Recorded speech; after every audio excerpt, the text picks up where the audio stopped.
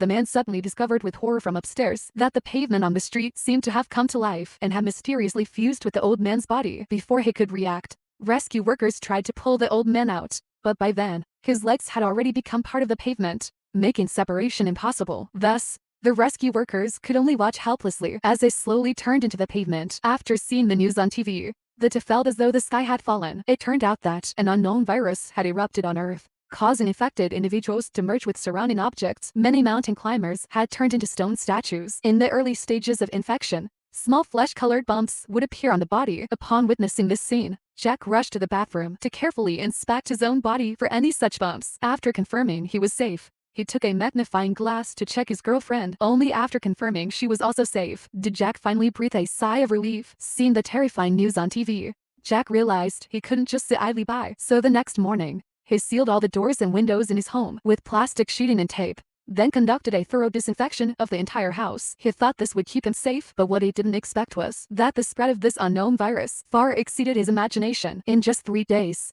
there were a large number of infected people around the world. As a result, the authorities had to set up an isolation facility to concentrate all infected people in isolation and require residents to stay at home and not go out. At first, Jack enjoyed this time alone with his girlfriend, but it didn't last long. Soon, the entire apartment building lost power. This instantly plunged the house into complete silence. Fortunately, Jack had a bicycle at home. After upgrading and modifying it, Jack transformed the bicycle into a power generator. By pedaling the bicycle, electricity could be generated. In this way, they temporarily solved the problem of no electricity. Seeing the lights in the house gradually come on, his girlfriend rushed to the computer to check on the outside world. Unfortunately, the computer had no internet connection. While Laura was flipping through pictures on the computer to pass the time, she suddenly stepped on a stone on the ground. At first, she didn't think much of it, but soon another stone fell from the wall, which made Laura immediately sense something was wrong. She quickly crawled on the ground to check the situation, only to witness an incredibly terrifying scene. She discovered that under the table, a pile of stones had mysteriously appeared on the wall, and those stones seemed to have come to life. Constantly wriggling, terrified, she quickly called Jack over, and they noticed a human face had appeared on the stones. Upon closer inspection, the face bore a striking resemblance to their neighbor next door. It turned out that the neighbor had a peculiar hobby of often peering through the wall to spy on the couple. So after being infected with the virus, he had fused with the wall. Upon witnessing this terrifying scene, they grabbed a stick and smashed the stone figure to pieces. Though the stone figure was finally dealt with, Jack's skin had been lacerated by the stones. Upon discovering that the stone was merging with Jack's flesh and blood,